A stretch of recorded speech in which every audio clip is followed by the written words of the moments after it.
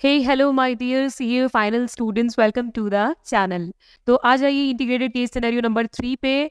मैंने किसी स्टूडेंट की लॉगिन आईडी से लॉगिन करा है और उसी में जाके आपको मिलेगा ICS 3। तो चलिए, रीड करने से पहले हमेशा की तरह क्वेश्चन देखें या देखें इसका साइज क्या है। छोटा सा ही है, इसी को रीड कर लेते हैं। ठीक है। Minsan Limited, an unlisted company in South India, is engaged in business of spice oil extraction. Total paid up capital of the company is 9 crore. Detail of annual turnover. ठीक है। ये तो कुछ आपको फैक्चुअल डेटा या मान लीजिए कुछ न्यूमेरिकल डेटा दे रखा है। The company is using conventional method for extraction of oil from spices. This requires more human intervention and hence इस कंपनी के साथ समस्या क्या है? Cost of production is high as compare to innovative method use by new companies. पहली line जो मुझे लगता है ऑडिट के दायरे से काम की है, वो क्या कहता है कि ये कंपनी ट्रेडिशनल मेथड्स यूज कर रही है, जबकि आज ऐसे बहुत सारे इनोवेटिव मेथड है जिसकी वजह से आज इस कंपनी की कॉस्ट ऑफ प्रोडक्शन कम हो सकती है, पर नहीं हो पा रही। उसका कारण ये है कि कंपनी ने मेथड पुराने तरीके का चूज किया है। तो the company had significant growth in the past year. पहले कंपनी अच्छी चल रही थी। It has not done well over the last 2 financial year. पिछले 2 फाइनेंशियल ईयर में कंपनी जो है कंपटीशन को फेस करने की वजह से बहुत अच्छे से काम नहीं कर पा रही है। A new competitor that is natural extracts limited had come into the market during the year 2021। अच्छा, एक नया कॉम्पिटिटर आ गया मार्केट में by the end of March 2022। उस नए कॉम्पिटिटर ने कब आया? ये 2021 में आया और मार्च 2022 तक 75% ऑफ द मार्केट शेयर जो है वो कैप्चर कर चुका है। कैसे? उसने रिड्यूस प्राइस पे अपना सामान देना शुरू किया। रिड्यूस प्राइस पे सामान दिया, इसका मतलब कहीं ना कहीं उसको खुद को कॉस्ट कम पड़ रही है, क्योंकि आपको भी पता है कि ऐसा कोई नहीं है जो अपने नुकसान करा के आपको सस्ते में सामान दे। They use new machineries which allows the whole range of automated extraction method, यानी उन्होंने इनोवेटिव मेथड यूज किया। ठीक है। A new competitor that is natural extracts limited come into the marketing. I think ये वाला पैराग्राफ थोड़ा रीपेस्ट हो चुका है, यहां से पढ़िए। In order to reduce cost of production and recapture the market. अब हमारी वाली कंपनी जागी है कि हम भी अपनी कॉस्ट ऑफ प्रोडक्शन को कम करते हैं और मार्केट को रिकैप्चर करते हैं। क्या किया उन्होंने? Plan to erect a new plant with automatic machine. एक नया प्लांट लगाएंगे ऑटोमेटिक मशीन का, जिसकी एस्टिमेटेड कॉस्ट है 90 लाख। कंपनी ने इसके लिए 90 लाख रुपए का इंतजाम करने के लिए अप्रोच किया ऐसे बैंक लिमिटेड से कि हमें टर्म लोन दे दीजिए 80 लाख का, जो हम रीपे कर देंगे 5 साल में। 28 दिसंबर 2022 बैंक ने दे भी दिया लोन, आपने मांगा और बैंक ने दे दिया। एंड डिसबर्स 40 लाख टिल 31 मार्च 2023। तो 2023 31 मार्च तक 40 लाख का लोन डिसबर्स भी हो चुका है।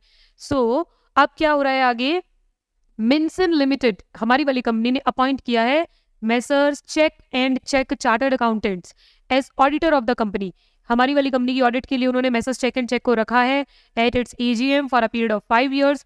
ऑब्वियसली सोलो ऑडिटर है तो 5 साल के बाद तो कूलिंग पीरियड ही आ जाएगा, तो सही रखा है। As agreed the audit team commence their audit work from 2020-21, completed the work, the audit team submitted the following information. तो ऑडिट की गई और ये वाली इन्फॉर्मेशन सबमिट की। क्या? पहला ये, PX limited one of the material supplier file a case against the company. अरे भाई, इस कंपनी के खिलाफ भी एक केस है। लास्ट आपने जो क्वेश्चन किया था उसमें भी एक केस पेंडिंग था।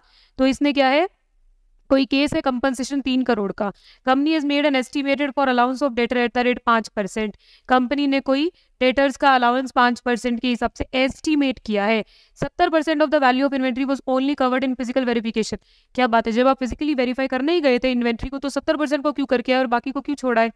ठीक है। Due to novel corona virus and all, company got a show cause notice. अब कंपनी को एक नोटिस भी मिल रखा है स्टेट पॉल्यूशन कंट्रोल बोर्ड से कि कंपनी ने कॉन्ट्रावेन किया है provisions of hazardous, okay, it was hazardous and waste management rule, इसका कॉन्ट्रावेंशन किया है।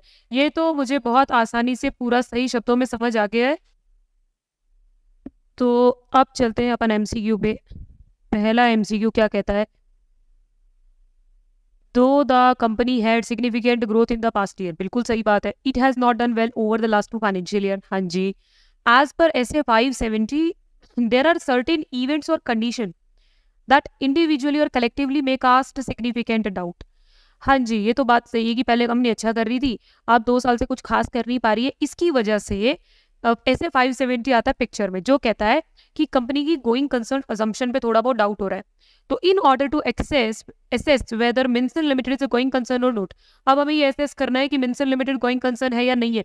इनमें से कौन सा प्रोसीजर आप फॉलो नहीं करेंगे?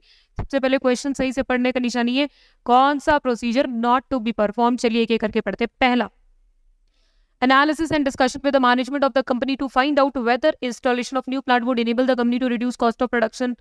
अच्छा, ये कह रहा है कि आप मैनेजमेंट से पूछिए, डिस्कस कीजिए और ऐसा पता लगाइए कि क्या इंस्टॉलेशन से काम हो जाएगा या नहीं। ठीक है। दूसरा, inquire the company legal counsel existence of legal litigation. Okay. Third, evaluate management future plan and strategy to increase market share. Market share की बात कहाँ से आ गई यहाँ पे? पहले अपना तो वो तो बचा लो, तुम कॉस्ट वगैरह सब कम करो। Analysis and discussion of the company cash flow and profit of previous year with the projected accounts. अच्छा देखो, जब मैंने इन चारों को पढ़ा ना, तो फर्स्ट वाली बात तो सही है। जब गोइंग कंसर्न वाले में हमें डाउट होता है तो हम TCWG या मैनेजमेंट के पास जाते हैं, उनको बोलते हैं कि what are your future plans. First वाला सही है। सेकंड कह रहा है कि आप लीगल काउंसिल से उस 3 करोड़ के बारे में बात करो, शायद 3 करोड़ है, चेक करते हैं कितने रुपए का, या 3 करोड़ का जो आपका केस है उसके बारे में बात करो, कहीं उसका क्या इम्प्लीकेशन रहने वाला है। तीसरा कहता है evaluate management future plan and strategy to increase market share. ये भी एक तरह से शायद यही कह रहा है कि मैनेजमेंट से बात करो कि उनका आगे मार्केट शेयर को क्रैप करने का और कॉस्ट को कम करने का क्या प्लान है। लेकिन जो लास्ट वाला कह रहा है ना, analysis and discussion of the companies cash flow and profit of previous year, अब प्रीवियस ईयर के बारे में बात करने का कोई फायदा ही नहीं है, क्योंकि पहले सब अच्छा चल रहा था, पहले इनोवेटिव टेक्निक्स नहीं आई होगी। अब कंपनी 2 साल से अच्छा नहीं कर पा रही, उसका मेन रीजन क्या है कि अब मार्केट में और ज्यादा कॉम्पिटिटर एंटर कर गए जो और अच्छा इनोवेटिव मेथड के साथ एंटर किए, इसलिए अब पुराने का हिसाब लगा के कोई फायदा नहीं है। तो मेरे हिसाब से आंसर ये होना चाहिए। Next, company is made an estimate for allowance of debtors at the rate 5%। हाँ बिल्कुल, हमने कहीं पढ़ा था कि कंपनी ने एक एस्टीमेट लगाया है 5% का कि वो अलाउंस देंगे डेटर को। Some financial statement item can not be measured precisely but can only be estimated. हाँ, कई जगह ऐसा होता है कि आप मेजर नहीं कर सकते, आपको एस्टीमेट ही लगाना पड़ता है। The nature and reliability of information available to management to support the making of an accounting estimate varies widely. तो आप उस एस्टीमेट को सपोर्ट करो, ऐसा इंफॉर्मेशन जो अवेलेबल होता है मैनेजमेंट के पास, उसका जो रिलायबिलिटी है और नेचर है वो वैरी करेगा। ठीक है। Please advise which among the following में have higher estimate uncertainty and higher risk as per SA 540। ऐसे 540 कहता है बहुत सारे एस्टिमेशन लगाए जाते हैं, पर उसमें से ऐसा कौन सा है जिसके रियलिटी में कन्वर्ट होने की चांस सबसे कम है, यानी हायर रिस्क है, हायर एस्टीमेट अनसर्टेनिटी है। तो देखो, पहला, judgment about the outcome of pending litigation with PX limited against the company. इसका जजमेंट क्या आएगा? क्या ये इसकी आप मान सकते हैं कि हायर एस्टीमेट अनसर्टेनिटी है? दूसरा, estimate made for inventory obsolescence that are frequently made and updated. देखिए, इन्वेंट्री जो फ्रीक्वेंट वर्ड है ना, उसका मतलब ये बार बार होता है। ऐसा जो बार बार होता है उसका एस्टीमेट तो बहुत ईजी है लगाना, यानी ये तो गया हमारे एलिमिनेशन में, ये ऑप्शन नहीं होगा। Third, model use to measure the accounting estimate is well known and the assumption to the model are observable in the market place. आप बहुत अच्छा मॉडल यूज कर रहे हैं एस्टिमेशन के लिए और वो ऑब्जर्वेबल है, यानी ये एस्टिमेशन वाला ऑप्शन, 2 नंबर ऑप्शन और 3 नंबर ऑप्शन को मैं बार कर रही हूँ क्योंकि ये दोनों में अच्छी एस्टिमेशन की सर्टेनिटी आने की संभावना है। लास्ट पढ़ते हैं, accounting estimate made for allowance for doubtful debt where the result of the auditor review of similar accounting estimate made in the prior period financial statement do not indicate any substantial difference. अच्छा, पहले कभी estimate लगाया था तब भी कोई ज्यादा difference नहीं आया था, तो अब आपने उस हिसाब से ही लगाया, यानी ये बात तो सही है। इसमें भी फिर आपकी अनसर्टेनिटी कहाँ रह जाती है? हाँ, कम मात्रा में रहती है, हायर तो नहीं रहेगी ना। जब आपने पहले ऐसा कोई काम किया है तो पहले के हिसाब से आपको अब अनुमान होगा, यानी कि ये अनुमान लगाना कि इस केस में कौन जीतेगा, वो सबसे ज्यादा एस्टिमेशन अनसर्टेनिटी आएगी। ठीक है। Next question, company got a show cause notice from state pollution control board. हाँ, मिला ना कंपनी को शो कॉज नोटिस। हाँ, as the audit team of the company become aware of information concerning an instance of non-compliance with law, what would not be the audit procedure to be performed? Company को देखो show cause notice मिला pollution control board से कि company ने कोई ना कोई नियम का उल्लंघन किया है, तो ये कह रहा है कि ऑडिटर के रूप में आप क्या परफॉर्म नहीं करेंगे पता लगाने के लिए कि उसका क्या इंस्टेंसेस रहेगा, यानी कि उसका क्या आउटकम आएगा नॉन कंप्लायंस का। ये लिखा है ना, instances of non compliance with law. ठीक है, पहला, monitoring legal requirement and compliance with code of conduct and ensuring that operating procedure are design to exist in. अच्छा, अब ये क्या करोगे चेक करके? अब तो हो गया ना, अब तो तुमने उस लॉ को फॉलो करा ही नहीं, अब ये चेक करोगे क्या कि कोड ऑफ कंडक्ट क्या है और आपने क्या क्या प्रिवेंशन के मेथड लगा रखे हैं नॉन कंप्लायंस के? मुझे तो लगता नहीं। अब तो आप इंस्टेंसेस यानी आउटकम चेक करोगे, ये तो पहले की चीज है, प्रिवेंशन है। सेकेंड वाला कह रहा है evaluate the implication of non compliance, बिल्कुल जो नॉन कंप्लायंस हुआ है उससे क्या होने वाला है वो इवेलुएट करेंगे। नेक्स्ट कहते हैं discuss the matter with management if they do not provide sufficient information and if the effect is material legal advice may be more obtained. ये भी बात की बात कर रहे हैं, सही बात है। Understand the nature of act and circumstances in which it has occurred and obtain further information. ये तीनों ये बात कह रहे हैं कि अब जो हो गया अब आगे का क्या। लेकिन फर्स्ट वाला कहता है कि तुम्हें पहले ये करना चाहिए था, जबकि ये कोई इंस्टेंस नहीं हो सकता। पहले क्या करना चाहिए था, अब उसका क्या मतलब है? पॉल्यूशन कंट्रोल बोर्ड से नोटिस ही आ गया अब तो। ठीक है, last one, the company in the notes accompanying it's financial statement disclose the existence of suit filed against the company with full detail. ठीक है, कंपनी ने नोट्स में पूरी बात लिख दी कि भाई ऐसा ऐसा हम पे कोई सूट फाइल किया गया है। ठीक है, then clear communication uncertainty in this situation, which of the following reporting option would be correct if auditor is satisfied with the conclusion reached by the management and this matter is fundamental। देखिए, इसने कहा है कि auditor को सही लग रहा है कि मैनेजमेंट ने जो किया है सही किया है, मैटर फंडामेंटल है for the reader of financial statement. तो जब हम पढ़ते हैं ना फंडामेंटल मैटर्स को, हम डालते हैं एम्फेसिस ऑफ मैटर पैराग्राफ में। तो आपका सेकंड और थर्ड पॉइंट में जहां पे मेरे को दिख रहा है include in basis for adverse opinion, ये गलत है।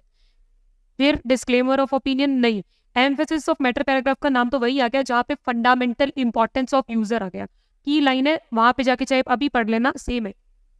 अब पहले और चौथे में ये बात है, देखते हैं इन दोनों में से कौन सा होगा। Include an emphasis matter paragraph in auditor's report having a clear reference to the matter being emphasised and issued a qualified opinion. No, आप जब एम्फेसिस ऑफ मैटर पैराग्राफ में कोई बात लिखते हैं वो कारण नहीं होता है क्वालिफाइड ओपिनियन देने का, अदरवाइज मतलब ही नहीं है उसमें कुछ डालने का। ये तो क्लियर शब्दों में ऐसे 700 सीरीज में दिया हुआ है, फोर्थ नंबर हो जाएगा जो कहता है include an emphasis of matter paragraph in auditor report having a clear reference to matter being emphasized and to where relevant disclosure that fully describe the matter। Disclosure अच्छे से दे दो, आप क्वालिफाई नहीं कर सकते। ठीक है, तो ये वाले सारे थे आपके आंसर्स।